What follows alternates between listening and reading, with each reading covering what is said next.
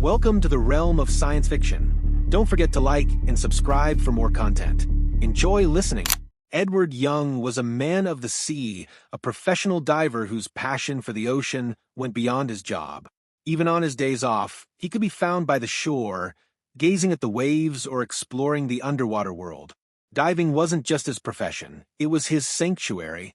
One ordinary afternoon, while strolling along the beach, his attention was drawn to a peculiar sight. A futuristic ship, sleek and unlike anything he had ever seen, was gliding toward the shore. Its metallic surface shimmered in the sunlight, and its design was unlike anything humanity had ever created. Edward's curiosity was piqued, and as the ship drew closer, so did the murmurs of the small crowd that had gathered on the beach. When the ship finally docked, there was a moment of stillness. No one moved, and nothing stirred from within the vessel. After a few minutes, the ship's hatch opened, and out stepped a woman. Or rather, a being that resembled a woman, but was clearly not of this world. Her lavender-hued skin seemed to radiate a faint glow, and her long, jet-black hair cascaded down her back like silk. Her attire was as alien as her appearance, a blend of sharp angles and flowing fabric that seemed to defy gravity. Edward, despite the unease bubbling within him, approached cautiously. There was something mesmerizing about her presence, though it was accompanied by an air of dominance that made her seem unapproachable. "Hello," he began, his voice steady despite the knot in his stomach. "Can I ask why you're here?" The woman ignored him at first, her dark eyes scanning the crowd as if searching for something, or perhaps assessing her surroundings. It wasn't until Edward repeated his question with more determination that she finally responded. "Don't worry," she said in a tone that was both dismissive and commanding. "I'm alone, and I mean no harm." Despite her assurance, her condescending demeanor was unmistakable. Edward could sense her arrogance, a superiority that was almost tangible. Still, he pressed on, asking more questions about who she was and why she had come. The woman's patience wore thin, and she abruptly turned to him, her voice sharp with irritation. "Do you always ask so many questions? Fine. If you're that curious, get on my ship." Edward hesitated, but the adventurer within him couldn't resist the opportunity. He nodded and followed her aboard. The interior of the ship was like stepping into another dimension. Soft, ambient light emanated from the walls, which seemed to hum faintly with life. The floor was smooth and gave the illusion of walking on water, while the air was filled with a faintly sweet and metallic aroma. Edward couldn't help but marvel at the technology surrounding him, technology far beyond anything humans could dream of. The woman strode confidently through the ship, her steps deliberate and unhurried. Edward trailed behind her, his eyes darting from one wonder to the next. She led him to a central chamber where a circular control panel floated in midair. With a fluid motion of her hands, she activated the panel, and a holographic map burst to life above it. The map displayed constellations and planetary systems Edward couldn't even begin to comprehend. "My name is Sora," she said finally, her voice cutting through the silence. "I came here following a signal from my world, a signal that led me to this primitive planet."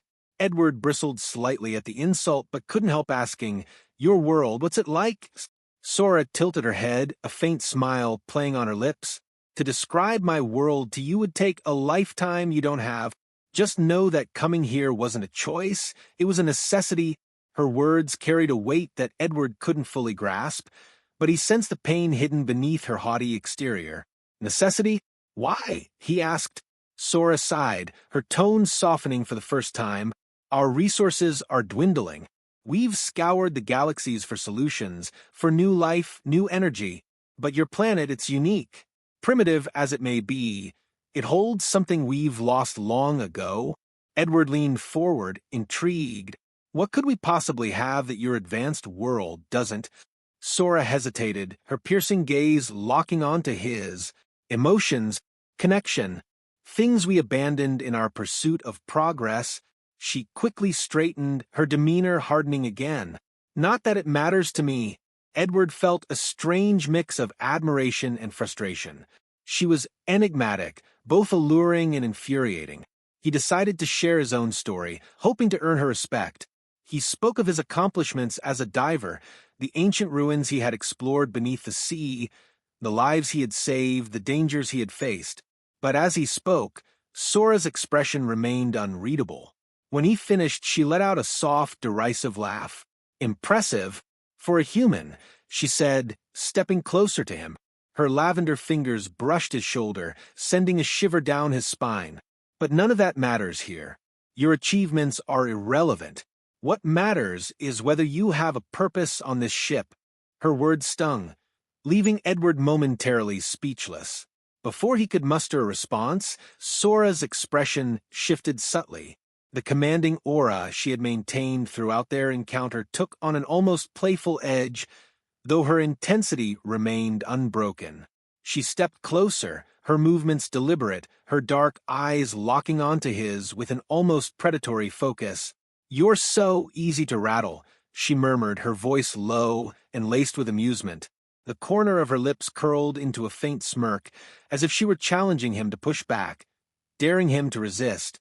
Edward could feel the air around them change, charged with an energy he couldn't quite place. It was both thrilling and unsettling, a tension that made his heart race.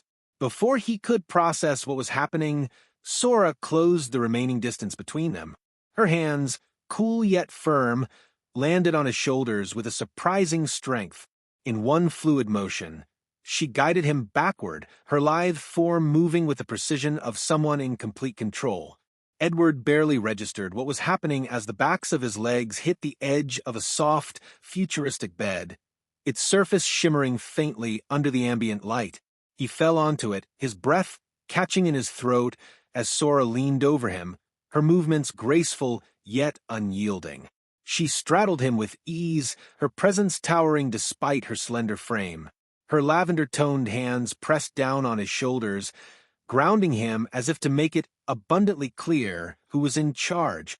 Edward was frozen, not out of fear but from the sheer magnetism of her presence. Her touch was firm, her fingers moving with an expertise that betrayed an intimate knowledge of pressure points and tension. Starting at his shoulders, she kneaded the taut muscles beneath his shirt, coaxing a reluctant sigh of relief from him.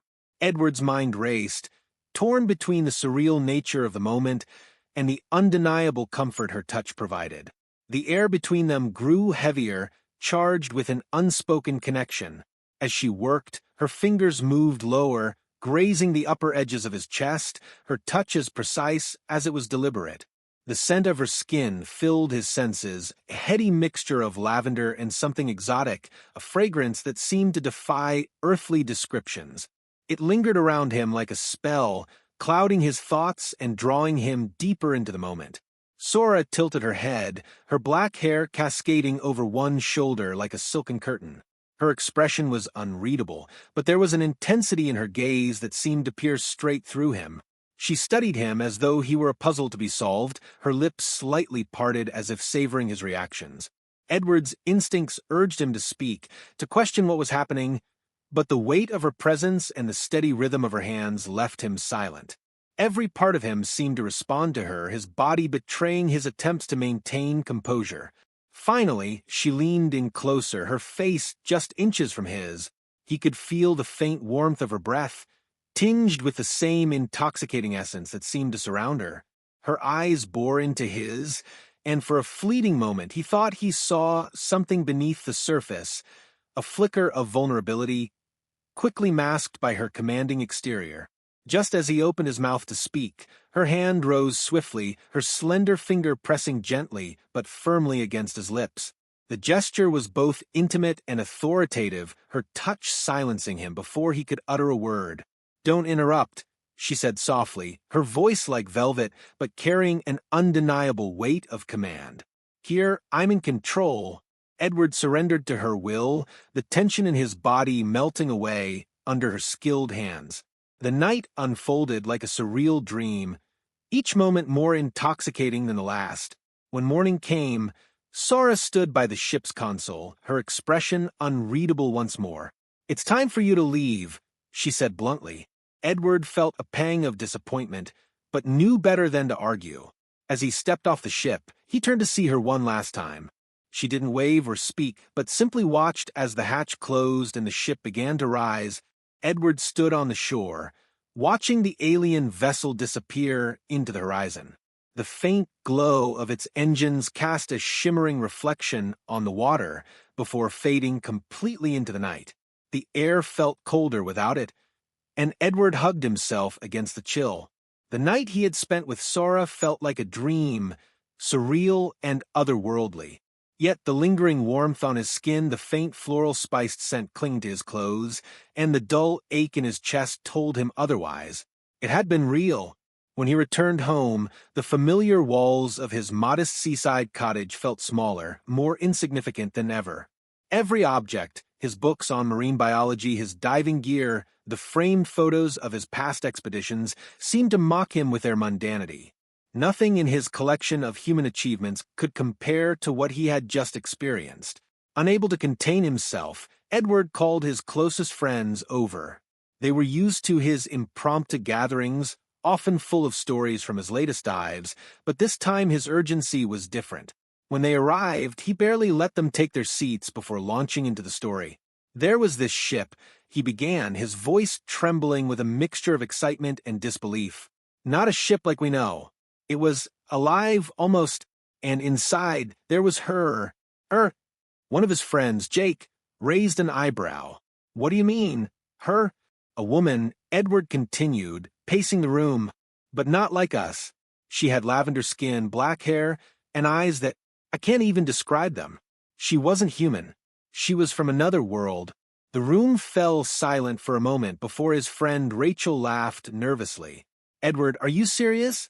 This sounds like something out of a sci-fi movie. I'm not joking, he snapped, the sharpness in his tone surprising even himself. Her name was Sora. She said her world is dying. She came here to explore, to find something we have that they've lost. Jake leaned back in his chair, crossing his arms.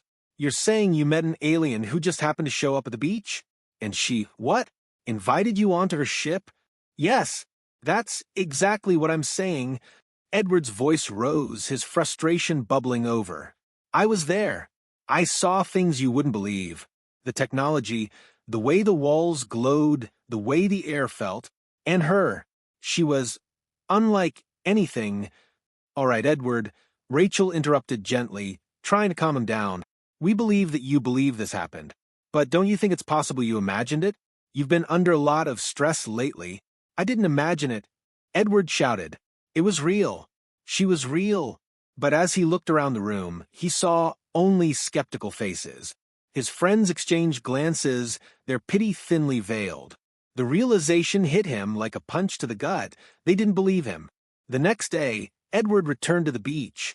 He stood in the exact spot where Sora's ship had landed, scanning the horizon for any sign of its return. The waves lapped at his feet, the sun climbing higher into the sky. But there was nothing. No ship, no lavender-skinned woman. Only the endless stretch of ocean.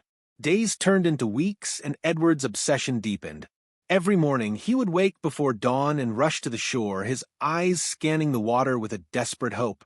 He even set up a small tent near the beach, refusing to be away for too long in case Sora returned. His friends grew concerned. They tried to talk sense into him, but Edward dismissed them, convinced they couldn't understand. You weren't there, he would say. You didn't see what I saw. As the weeks stretched into months, Edward began to doubt himself.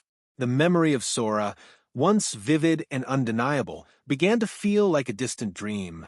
He replayed the night over and over in his mind, searching for details, for proof that it hadn't been a figment of his imagination. One night, he sat alone by the fire near his tent, staring at the flames. Was it real? He whispered to himself. His voice trembled, the question hanging in the air like a heavy weight. He thought about the way her hands had felt on his shoulders, the way her voice had commanded him. He thought about the ship, its alien hum and impossible design. It had all been so real, hadn't it? Edward buried his face in his hands, his breath coming in shallow gasps. What if he was losing his mind? What if Sora had never existed? The fire crackled softly, its warmth doing little to chase away the cold creeping into his chest. He stayed there until the embers died, staring out at the dark horizon, searching for a light that might never come.